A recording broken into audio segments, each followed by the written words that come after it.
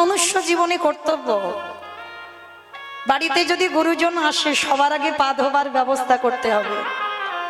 তো যদি বছর অন্তর সাধুগুরু বৈষ্ণব নাও পান, মনে রাখবে মা এই অধম কীর্তনিয়ার কথা যদি কারোর স্মরণে থাকে, বৎসরে একবার যে যার ঘরের বাবা মা তো আছে, যদি পারেন বছর অন্তরে একবার বাবা মাকে সিংহাসনে বসিয়ে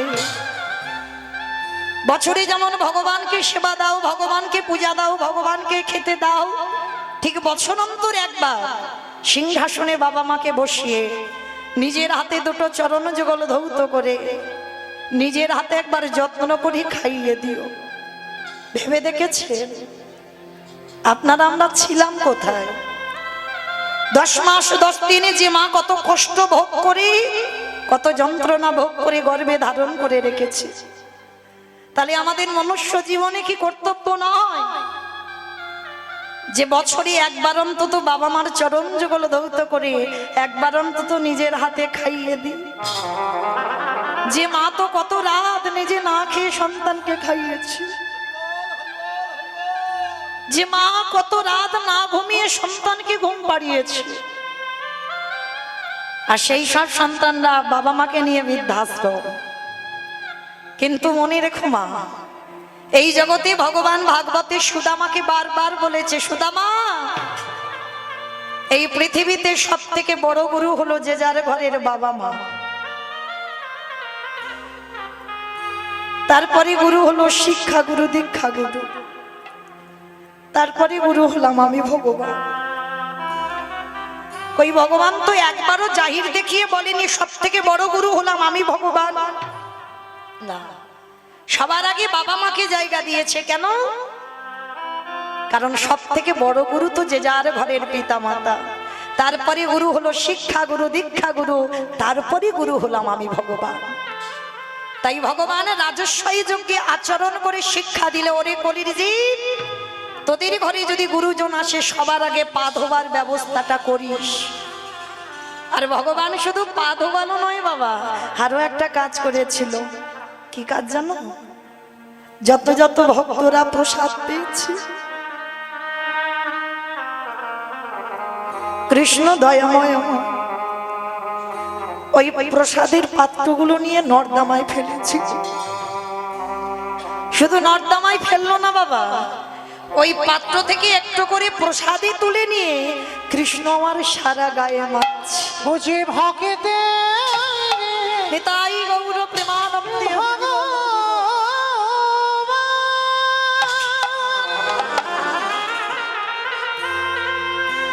বুঝি ভকিত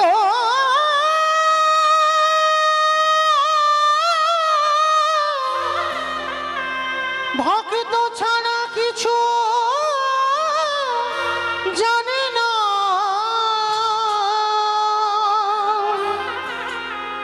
তাই তো যুগে যুগে ও যে ভক্তের কাছে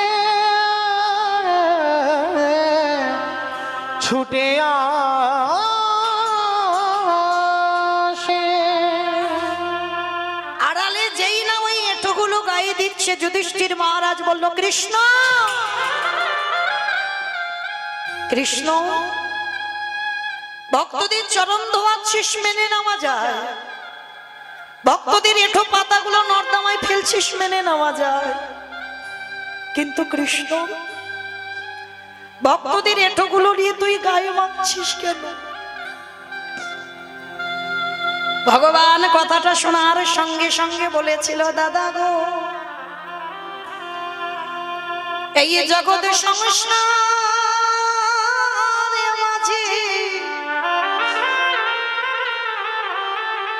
সবাই অপরাধ করে, সবার বিচার আমি ভগবান করি। সবাই তো পাপ করে, কিন্তু জানো দাদা, এই জগতে আমি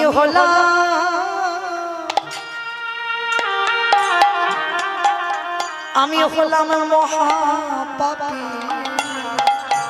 এ জগতে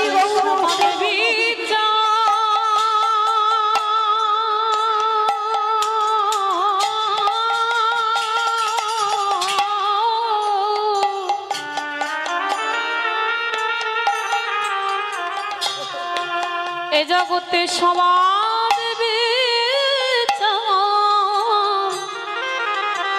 বিচার করে বটে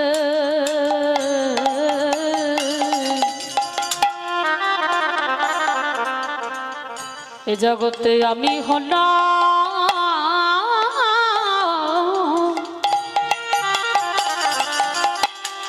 মহাপাপী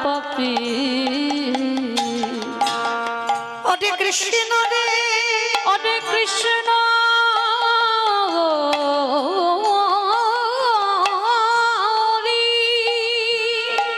এই জগতে তুই নিজেকে মহাপাপী বলিস না। বলে দাদা বলতে হবে না, জগতে যারা জানে ঠিক জানে, সবাই তো পাপ করে, সবার বিচার আমি কৃষ্ণ করি। কিন্তু বাবা যে বিচারের জায়গায় বসে সে বিচারক যদি ভুল করে তাহলে তার বিচার করবে কে? ভগবান বলে আমার বিচার কারোরে করতে লাগে না, আমার বিচার আমি নিজে নিজে করে দিই। কৃষ্ণ তা তুই যে নিজেকে বলছিস মহাপাপী, কি এমন পাপ করেছিস? বলে জানো দাদা, পাপটা তো আমি দাপর যুগে কৃষ্ণ অবতারই করিনি, করেছিলাম কবে জানো? ত্রেতা যুগে রঘুপতি রামচন্দ্রের অবতারে। রাম অবতারে পাপ করেছিস, কি পাপ? বলে দাদা গো, আমি জেনে শুনি একটা মণিপুত্রকে হত্যা করিলাম। মণিপুত্র সেটাকে বলে বিশ্বের সবার মনির ছেলে, যার নাম ছিল রাবণ। রাবণকে আমি নিজের হাতে হত্যা করেছি, আর সেই রাবণকে মেরে অকাল বোধন দুর্গা পূজা করি যে রাবণ নিধন হলো, আর তাতে আমি রামচন্দ্র আমার মাথা থেকে পায়ের নখ পর্যন্ত পাপী হয়ে গেল। যুধিষ্ঠির মহারাজ খিলখিল করে হেসে উঠেছে, কৃষ্ণ তুই তো হাসির কথা শোনালি, রাবণের মতো ব্যক্তিকে মারলে পাপ হয়? বলে দাদা গো, এই জগতে সবাই মানুষের বাইরে দেখে বিচার করে। কি গো মা, দেখবেন কোন কোন ব্যক্তির বাইরেটা খুব কঠিন হয়, মানে এতটা কঠিন দেখলে মনে হবে লোকটা মোটে ভালো নয়, কিন্তু যতদিন না তুমি তার সঙ্গে মেলামেশা করবে ততদিন তুমি বুঝতে পারবে না মানুষটার মনটা কেমন। তা রাবণকে সবাই বলে খারাপ, কেন? ভগবানের বউ চুরি করে আনলো। কিন্তু না, এই যে বউটা চুরি করে এনেছিল কেন জানো? নারী তো শুধু ভোগের নয়, কেউ যদি মনে করে নারী ভোগের, তার কাছে সারা জীবন ভোগের হয়। অসুরীদের অত্যাচারে দেবতারা স্বর্গ ছাড়ে, সেদিনে যদি দশভুজা নারী 10 হাতে যদি অসুর ধ্বংস না করত তাহলে দেবতারা যেত কোথায়? তাহলে নারী সাধনার, নারী ভজনের, নারী আরাধনার যে যেমন ভাবে নেবে তার কাছে তেমন। দেখেন চণ্ডী ঠাকুর রামের চরণ ভজন করে পেল কৃষ্ণ চরণ, বিল্লমঙ্গল চিন্তামণির চরণ ভজন করে পেয়ে গেল গোবিন্দ চরণ। জয়দেব গোস্বামী মা পদ্মাবতীর চরণ সেবা করে পেল গোবিন্দ চরণ। তাহলে নারী সাধনার যে যেমন ভাবে নেবে, ঠিক সেই রকম রাবণ সীতামাকে চুরি করেছিল, কেন? ভোগ করার জন্য নয়। তাহলে নিল কেন? না একটাই কারণ ছিল, ওই মায়ের চরণ সাধনা করবে। যদি সাধনা না করবে বাবা, যার 10,000 বউ ছিল, তাহলে লঙ্কার মাটিতে কি একটা ঘর ফাঁকা ছিল না? নিশ্চয়ই ছিল। সীতামাকে নিয়ে রেখেছিল কোথায়? শোক, মানে যেখানে শোকের ছায়া লাগে না সেইখানে সীতামাকে রাখলো। তাহলে এই যে রাবণের কথা বাবা, আপনারা আমরা মাঝে মাঝে একটা কথা বলি, ওটা আপনাদের কথা নয়, আমাদের কারোর কথা নয়, ওটা রাবণ বলেছিল। কি কথা জানো? তুই হলি আমার ঘর শত্রু বিভীষণ। কি মা বলি না মাঝে মাঝে? যদি আমার ঘরের গল্প কারোর কাছে কেউ বলে দেয়, আমরা রাগের মাথায় বলে দিই, তুই হলি ঘর শত্রু বিভীষণ।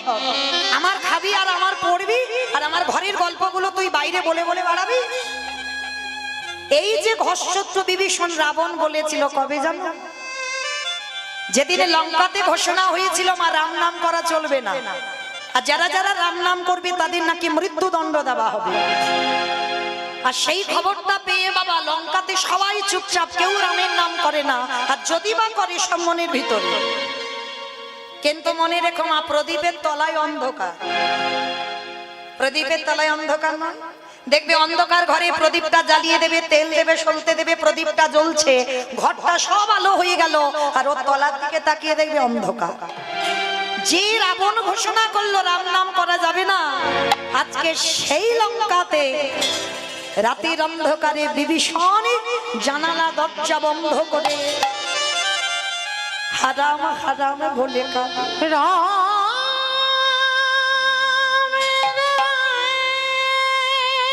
দেখা দে, দেখা দে, একেবারে দেখো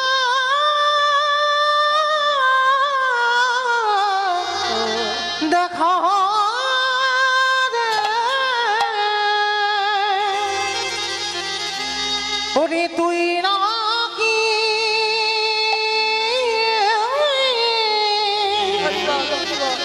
করুণা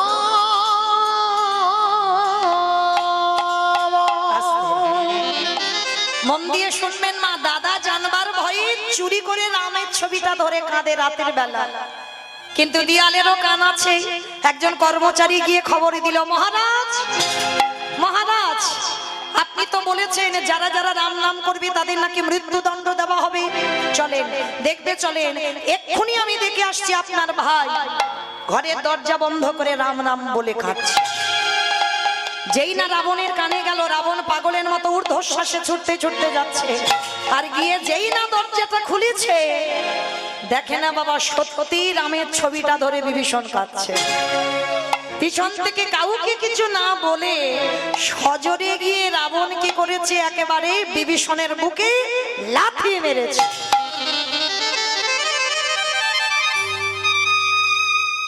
এত জোরে লাথি মেরেছে ধুলাই পড়ে গেছে। আচ্ছা বলো তোমা, আচমকা যদি পিছন থেকে কেউ এসে সজোরে লাথি মারে, ব্যথা লাগবে না? আচ্ছা মা, এই সমাজে যদি বড় দাদা ছোট ভাইকে ধরে মারে, বড় দাদা যদি ছোট ভাই কোনো অন্যায় করেনি, কোনো অপরাধ করেনি, হঠাৎ যদি কোনো দাদা মারে, ছোট ভাই ছেড়ে দেবে বাবা? উল্টে চড়চাপড় বসিয়ে দেবে না? বড় হয়ে যদি ছোটকে মারতে পারে, আর ছোট একটা চড়চাপড় দিতে পারে না? পারে তো। এটা আপনাদের সঙ্গে হবে, এটা আমার সঙ্গে হবে, কিন্তু রাবণ বিভীষণ এটা নয়। সবাইকে জানা দরকার, ছোট অন্যায় না করলে বড় কিন্তু ছোটকে মারতে পারে। এটা শাস্ত্র বিধান, শাসন করতে পারে, কিন্তু তুমি ছোট হয়ে তুমি বড়র গায়ে হাত তুলতে পারো না। ছোট হয়ে তুমি বড়কে কটু কথা ভাষা বলতে পারো না। আর এই জগতে যারা করে, ভগবান সেই পাপীকে কোনোদিন ক্ষমা করে না। আজকের বিভীষণকে যখনই লাথি মারলো, উল্টে মারা তো দূরের কথা, হামাগুড়ি দিয়ে উঠে রাবণের দুটো চরণ ধরেছে। দাদা, এই যে আমার কঠিন বুকে তুমি লাথি মারলে, তোমার দুটো চরণে ব্যথা করছে না? দাদা গো,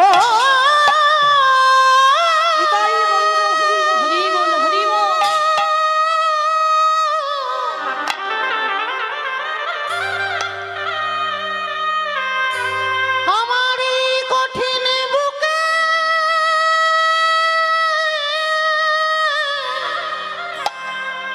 বুকে লাথি লাথি মেরে তোমারই ওই কোমল চরণে কি আঘাত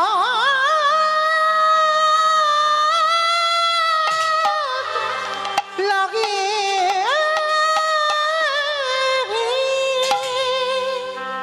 সেই সময় রাবণ বলে উঠেছিল, দূর হয়ে যা ঘরশত্রু বিভীষণ, আমার খাবি, আমার পড়বি, আর আমার শত্রুর নাম জপ করবি, বেরিয়ে যা। এই মুহূর্তে যেন তোর মুখ আমি আর কোনোদিন দেখতে না পাই। রাত্রিবেলা তাড়িয়ে দিল। তাড়িয়ে দেওয়ার পরে বিভীষণ কেঁদে বলল, দাদা, এ জীবনে কোনোদিনে তোমার ওই চরণে আমার দুটো নয়ন আর এক হবে না। আমি চলে যাচ্ছি দাদা। যা যা যা, যার সাত কুলে কেউ নেই সে আবার বলে চলে যাচ্ছে, আবার ঘুরে ফিরে আমার কাছে আসতে হবে, দূর হয়ে যা। আচ্ছা মা, যতই হোক দাদা তো রাগের মাথায় মেরেছে, রাগের মাথায় বলেছে, রাবণের কষ্ট হয়নি? সারা রাত ঘুমাতে পারছি, শুধু মনে মনে ভাবছে ভাইটাকে মারলাম, ভাইটা না জানি কোথায় চলে গেল। সারা রাত ঘুমাচ্ছেন, আর ভোর না হতে হতে রাবণ তো খুব ভালো করে জানে ও আমার লাথি খেয়ে কত দূর যাবে। ভোর না হতে হতে একেবারে সরাসরি চলে গেছে রামচন্দ্রের কাছে। ভাই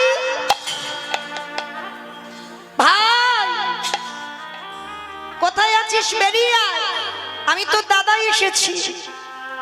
যেই না ডাকছে লক্ষণ বেরিয়ে এসে বলছে, তোমার লজ্জা করে না? কালকের ভাইয়ের ওই রকম বুকে লাথি মেরে আর আজকে তার পা ধরে ক্ষমা চাইবে বলে এসেছো? রাবণের তো বিশাল বড় চেহারা, কোমরে হাত দিয়ে বলে উঠলেন, তুই কি মনে করেছিস কালকের লাথি মেরে আর আজকের পা ধরে ক্ষমা চাইতে এসেছি? ভুল ভাবলি। ওরে আমি দেখতে এলাম কালকে যে লাথিটা খেলো, লাথিটা খেয়ে ঠিক ঠিক জায়গায় এলো কি, ওইটা দেখবো বলে তো আমি ছুটে এসেছি। রাম এসে বলছে, রাবণ এইরকম কেউ ভাইকে লাথি মারে, তুমি জানো ওর কত ব্যথা লেগেছে, কেন এইরকম লাথিটা মারলে? ওরে রাম রে, রাবণ বলছে রামকে, এই জগতে সবাই জানে আমি আমার ভাইকে লাথি মেরেছি, কিন্তু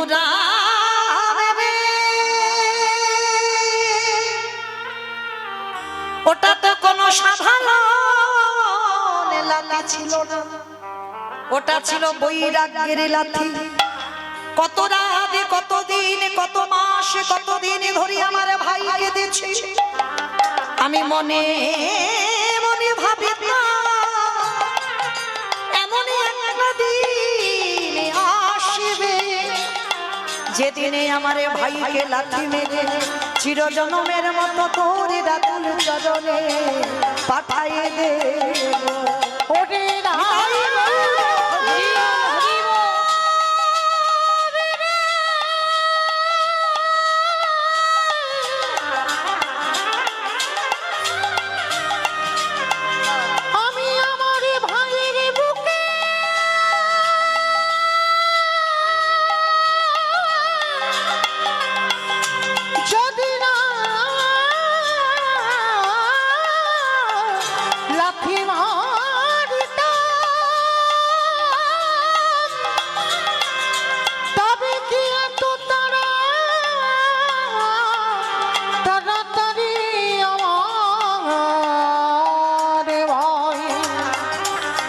আমারে ভাই তোর চরণে চরণে আসিতে পারিত।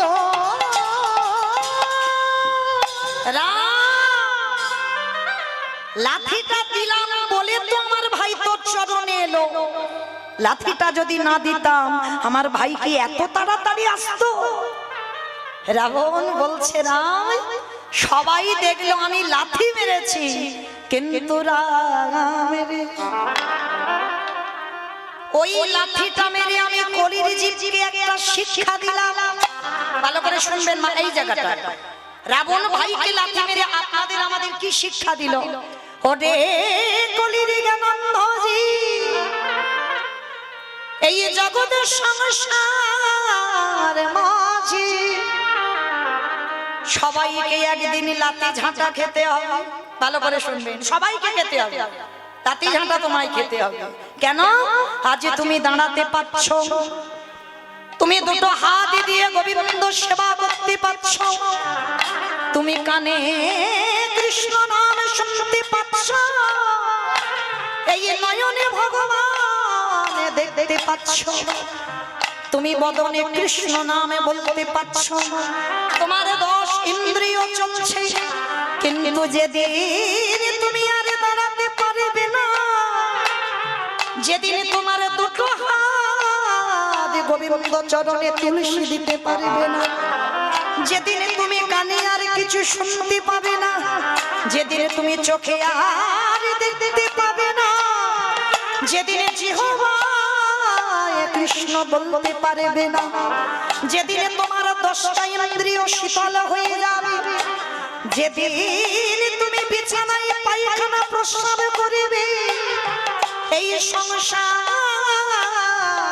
তোমাকে দোতলা থেকে নিচের তলায় নামাবে। পায়খানা করে পড়ে থাকবে, একদিন ভালোবাসবে, দুদিন ভালোবাসবে, এক সপ্তাহ ভালোবাসবে, 15 দিন ভালোবাসবে, জোরে 1 মাস ভালোবাসবে, তারপরে তোমার লাথি ঝাঁটা খেতে হবে। রাবণ বলল কলির জ্ঞানন্ধ শিশুকালে কৃষ্ণ ভজে কৃষ্ণ পাবার আসে, যৌবনে কালে কৃষ্ণ ভজে আসে মানায় আসে, বৃদ্ধ কালে কৃষ্ণ ভজে জমের তরাসে। সময় থাকতে থাকতে যারা ওই ফোঁটা ফুলে গোবিন্দ চরণে দিতে জানে, যারা যৌবন কালে সেবা দিতে জানে, তাদের সংসার আরে লাঠি ঝাঁটা দেয় না, অনায়াসে তাদের গোবিন্দ চরণ প্রাপ্তি হয়ে যায়। ওহে কলি হরি বল হরি বল।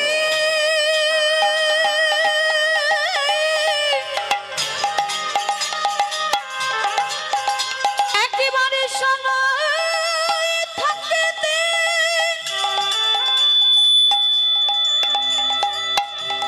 আমার গৌর গোবিন্দ চরণে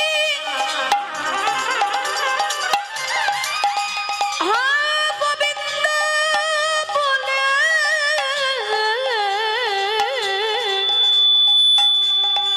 কেঁদে কেঁদে ভজন করো। তাহলে কি বুঝলাম মা? এইটুকু শুনে রাবণ লাথি মেরেছে আপনাদের আমাদের শিক্ষা দেবার জন্য। আমরা লাথি খাওয়ার আগে ধরতে হবে তার চরণ। যারা ধরতে পারবে অনায়াসে তারা গোবিন্দ কৃপা পাবে। আর সংসারে ওই বিভীষণকে লাথি মারলো, তারপরে তো রামচন্দ্রের চরণে গেল। তাহলে সেই রাবণের হৃদয়ে কতটা প্রেম ছিল, কতটা ভক্তি ছিল। রামচন্দ্র বধ করেছিল রাবণকে, আর বধ করে সর্বশরীরটা বাবা পাপী হয়ে গেল। আর সেই পাপ কবে ধুচ্ছে? কৃষ্ণ অবতারে যুধিষ্ঠির রাজস্বই যোগ। আমাইরা যেখানে ছিলাম আবার সেখানে এলাম তো মনে পড়ছে। তাহলে যুধিষ্ঠির যোগ গেল। এইটুকু শুনে কি শিখলাম? মানুষ মাত্রই অপরাধ করব, ভুল করব, অন্যায় করব, পাপ ফেললেই পাপ। তাহলে যারা আমরা অপরাধ করব, সাধুগুরু বৈষ্ণব সেবা দাও।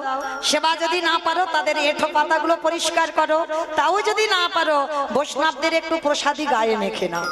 আর যদি নিতে পেরেছো, কোটি কোটি জন্মের অপরাধ থেকে মুক্তি পাবো পাবো পাবো। এইবার ভগবান কৃষ্ণ রাজস্বই যজ্ঞের দরজায় দাঁড়িয়েছে। যেমন দেখেন আমার বাবা এই যে একটা গেট তৈরি করেছে, ওই জায়গাতে দাঁড়িয়েছে ভগবান কৃষ্ণ। মানে অন্য কোনো জায়গা থেকে একটা ঢুকতে পারবে না, মানে সব বন্ধ করা আছে। এইবার ভগবান দাঁড়িয়ে অগ্নিদেব, পবনদেব, বরুণদেব, ইন্দ্র, ইন্দ্রাণী, ব্রহ্মা, সাবিত্রী, শিব, দুর্গা সব পরপর লাইন দিয়ে আছে। আর কৃষ্ণ প্রত্যেকের পা ধোয়ায় আর যজ্ঞের ভিতরে ঢোকা। এমন সময় জগৎ জননী মা দুর্গা বাবা ভোলানাথকে ডাকছে, প্রাণনাথ, অপ্রাণনাথ। আর দেরি নয়, চলো কৃষ্ণ পা ধোয়াবে, পা দুটো একটু ভালো করে ধুইয়ে নি। বাবা ভোলানাথ ত্রিলোকের বড় বৈষ্ণব হেসে বলে উঠলো, পার্বতী তোমার কি মাথা খারাপ? ও কে আর আমি কে? আর আমার পা দুটো বাড়িয়ে দেবো? শোনো, তোমার যদি এত ধোয়াবার ইচ্ছা হয় তো তুমি লাইনে দাঁড়াও, কিন্তু আমার পা আমার কৃষ্ণ ধোয়াতে পারবে না। এইবার ভোলানাথ কি করেছে? সবাইকে লাইনে রেখে ও বেটা কি করেছে? বেলাইনে চলে গেছে আড়ালে। আর আড়ালে গিয়ে মনে মনে চিন্তা করছে, বাবা কি করে কৃষ্ণের চোখে ধুলো দিয়ে যজ্ঞে ঢুকবো? আমার সম্ভব? মানুষ মানুষকে ঠকাতে পারে, মানুষ মানুষের সঙ্গে চালাকি হয়, কিন্তু আমার ওই ছেলেটার সঙ্গে চালাকি চলবে? সেই গৌতম মনের স্ত্রী অহল্যা সতীত্ব নাশ করেছিল কে? দেবরাজ ইন্দ্র। আর তাতে কি হলো? সর্বশরীরে গুরুদেব অভিশাপ দিল তোর ভোগ চিহ্ন হবে। আর কান্নাকাটি করার পরে আশীর্বাদ হলো কি সহস্র চোখ, মানে 1000 চোখ হবে। তা ইন্দ্রের শরীরে বাবা 1000 চোখ, কিন্তু তার থেকে তো আমার ওই ছেলেটার শরীরে আরো চোখ বেশি। কি মা ভুল বললাম? কে কীর্তন শুনছে, কে শুনছে না, কে গল্প করছে, কে হেসে গেল, কে কেঁদে গেল, আবার কে বসে বসে। আমি কিচ্ছু দেখতে পাচ্ছি না, কিন্তু ওই যে ছেলেটা বাঁশিটা ধরেছে, খাতা কলমে হিসাব করে সময় মতো পৌঁছে দেবে। এইবার ভগবান কি করেছে মা, নিচু হয়ে পা ধোয়াচ্ছে ঠিক কথা, কিন্তু লক্ষ্যটা তো বৈষ্ণবের দিকে। মনে মনে ভাবলে, হে বৈষ্ণব, রাবণকে মেরে পাপী হয়ে আছি, তোমার মতো বৈষ্ণবের পা ধোবাবো বলে যোগ্য এই কাজটা নেওয়া। বলে দেখো তোমার দেখাচ্ছি মজা আমি। এইবার আড়ালে গিয়ে ভোলানাথ কৃষ্ণের চোখে ধুলো দেবে বলে ধুম করে একটা কুকুর হয়ে মনে মনে চিন্তা করছে, দেখো এবার কি করি। ভোলানাথ মনে মনে ভাবলো, কৃষ্ণ আমায় দেখতে পাবেন, আমি তো পিছন দিয়ে আসছি। তাই এইবার এই জায়গাটা বাবার একটু বোঝার ভুল, চোখ তো ঘুরে ঘুরে বেড়াচ্ছে কৃষ্ণের। এইবার পিছন থেকে গুটি গুটি পায়ে এসে কৃষ্ণ নিচু হয়ে পা ধোবাচ্ছে, পায়ের ফাঁকটা মাঝখানটা ফাঁকা মতো দেখেছে। আর একেবারে পিছন থেকে এসে ভোলানাথ রূপী কুকুর সবে মাথাটাকে, আর যেই না মাথাটা দেওয়া, কৃষ্ণ আমার দুটো হাঁটু নিয়ে কুকুরের কানের কাছে চেপে। এইবার দেখ কেমন লাগে। এইবার যেই না বাবা চেপে ধরেছে, কুকুর এবার কি করবে? কেউ কেউ করবে না, বারবার বলছে কৃষ্ণ ছেড়ে দে, কৃষ্ণ ছেড়ে দে, কৃষ্ণ ছেড়ে দে। বলে ছাড়বো বলে ধরি নাই। হে বৈষ্ণব গোসাই, ও হে বৈষ্ণব গোসাই,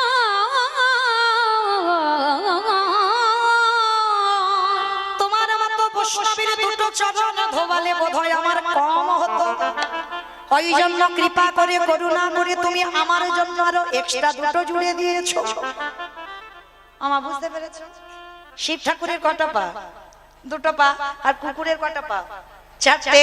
ভগবান বলছে, শোনো বৈষ্ণব, তোমার মতো বৈষ্ণবের দুটো পা ধোবালে আমার বোধহয় জীবনে কম হতো।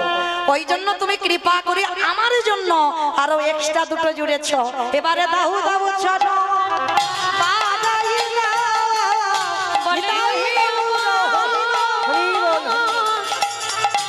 বৈষ্ণব গোসাই, দাও দাও চরণ বড়াই দাও। বলি আরে তো চলো ছাড়িব বলে দাও দাও চরণ বড়াই দাও। বলি এই প্রতিজ্ঞা করে গেলাম। দাও দাও চরণ বড়াই দাও। বলি এই তো চলো ভিড়ে ধরিলাম। দাও দাও চরণ বড়াই দাও। বলে আদিতে চরণ ছাড়ব না হে, দাও চরণ বড়াই দাও। বলি আদিতে চরণ ছাড়ব না হে। চরণ বড়াই দাও। দাও দাও চরণ বড়াই দাও। এইবার যেই না কৃষ্ণ ধরে ফেলেছে, হাঁটু দিয়ে চাপ দিচ্ছে কানের কাছে, কুকুর রূপী ভোলানাথ বলছে কৃষ্ণ ছেড়ে দে। আমি কান বলছি, নাক বলছি, জীবনে আর ভুল করব না, আজকের মতো চুপ, একটা কথা হবে না, খালি দেখে যাও আমি কি করি।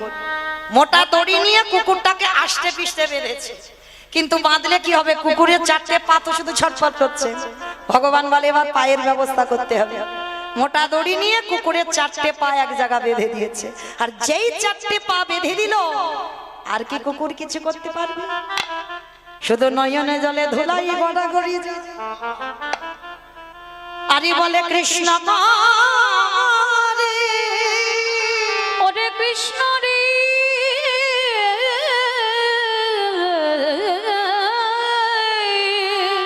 আমি ভুল করলাম, অন্যায় করলাম, পারিস যদি আমায় ক্ষমা করে দিচ্ছ। বললাম না কথা হবে না, খালি দেখে যাও। সবার পা ধোয়াচ্ছে বাবা ঘটিতে করে জল দিয়ে। আর কুকুরের বেলা কি করেছে জানো কৃষ্ণ? কুকুরের চারটে চরণে বেঁধে দিয়ে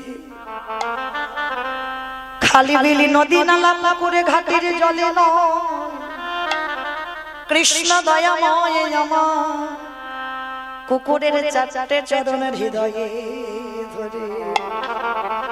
বৈষ্ণবকে ভগবান কোন জায়গায় রেখেছে দেখে। আর আমাদের মতো সাধারণ মানুষ না, সেই বৈষ্ণবদের পিছনে খুঁত ধরে ধরে বেড়ায়। নিজেরা পারবে না আচরণ করতে, কিন্তু বলতে ছাড়বে না। আজ ভগবান বৈষ্ণবকে কোন জায়গায় রাখছে দেখো। দয়াময় আমারে চোখের জল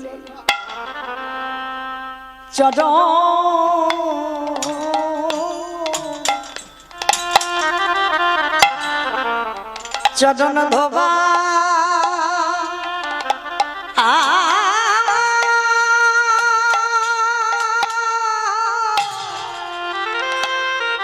ধোবা গিয়েছে।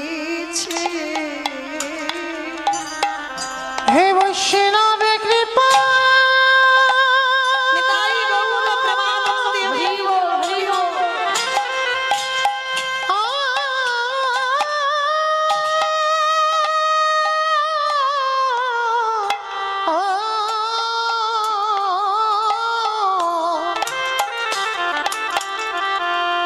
হে বৈষ্ণবে কৃপা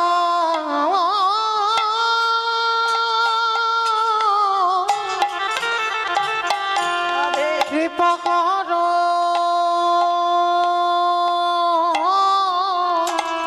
বলে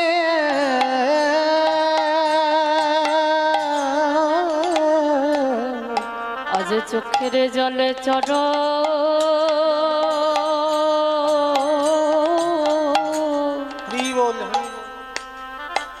চরণ ধোবা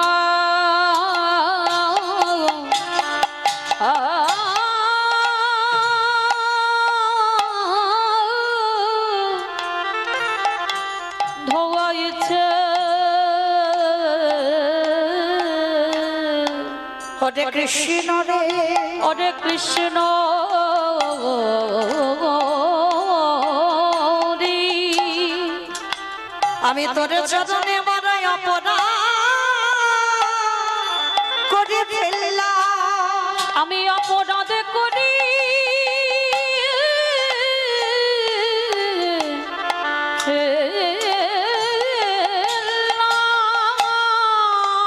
ভগবান বললেন ভোলা না, ওগো ভোলা না। শুধুই আমি এ যুগে না, এ যুগে যুগে আমি ভক্ত পদ ধুলা পেতে চাই। সবাই আমার পদ ধুলা নেয়, কিন্তু আমি ভগবান হই ভক্ত পদ ধুলা অঙ্গে মাগিব। ওহে বৈষ্ণব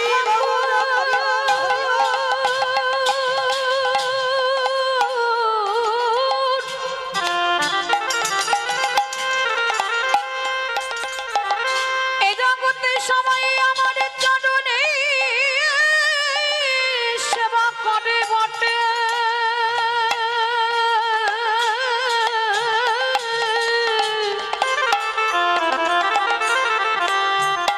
কিন্তু আমি যে ভক্ত চরণে বড় ভালোবাসি।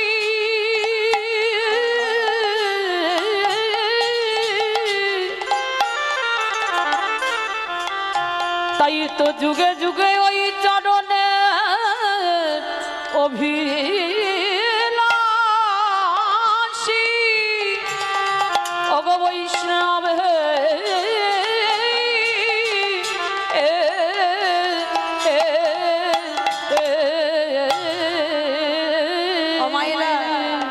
সব খেলায় হার জিত আছে, কিন্তু এই হরিনামের খেলায় কোনো হার জিত নেই।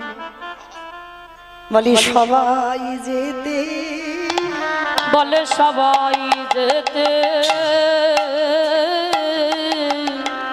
এই হরিনামের খেলাতে বলে সবাই যেতে।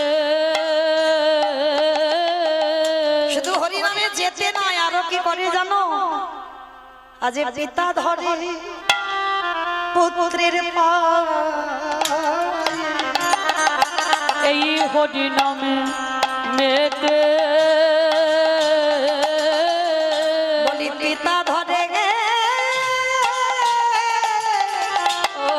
পুত্রের পায়ে, এই হরি নামে মেতে।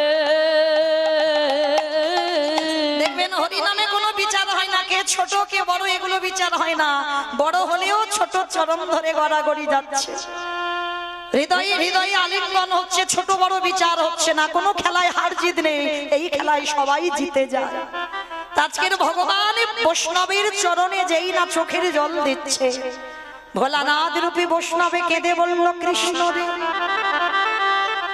এই যজ্ঞে যে অপরাধে আমি করে ফেললাম, তোর চোখের জল যখন আমার মতো কুকুরের চরণে পড়ল, এই কুকুরে তোর চরণ ছুঁয়ে প্রতিজ্ঞা করলাম, আগত কলিযুগে আমি আর শিব হব না। আমার যেখান থেকে এসেছিলাম আমার সেখানে ফিরলাম, মনে পড়ছে তো? কি বলেছিলাম প্রশ্নটা? সত্যতে শিব, ত্রেতাতে শিব, দাপরে শিব, কিন্তু কলিতে শিব রূপটা ধরেনি, হয়েছে অদ্বৈত আচার্য গোসাই। কেন? এই জ্ঞানের কথা জানতে গিয়ে আমার একটু রামায়ণ মহাভারতে যেতে হলো, তবে তো পরিষ্কার হলো। চলো, সেই ভোলানাথ বলল কৃষ্ণ, আগত কলিযুগে আমি শিব হব না, আমি হব অদ্বৈত আচার্য গোসাই। আরে তুই আমার কৃষ্ণ হবি না, তুই হবি আমার নদী নদীয়ার নিমাই চা। কৃষ্ণ রে, ওরে কৃষ্ণ রে, 12 বছর তুলসী ভাষায় আমি বৃন্দাবন থেকে তোকে নদিয়ায় নামাবো। কথা দে, কারোর ডাকে তুই আসবি না, আমার ডাকে আসবি। আর শোন, সেদিন আমি তোর থেকে 52 বছর আগে এসে মাটি পরিষ্কার করব, যেখানে তুই অবতীর্ণ হবি। আরে যেদিনে তুই আবির্ভূত হবি, আমি শান্তিপুর থেকে তোর সঙ্গে দেখা করতে যাব। আরে যেদিনে তুই আর আমি দুজনে মুখোমুখি হব, এই রাজস্বাই যজ্ঞে যেমন তোর চোখের জল আমার চরণে পড়ল, আমি তোর কাছে ঋণী হয়ে গেলাম। সেই দিন আমি ঋণ শোধ করব। যেদিন কলিযুগে হব অদ্বৈত আচার্য, তুই যেদিন আমার নিমাই হবি, যেদিন আমরা মুখোমুখি দুজনে দাঁড়াবো, ওরে এমনি করে চাচা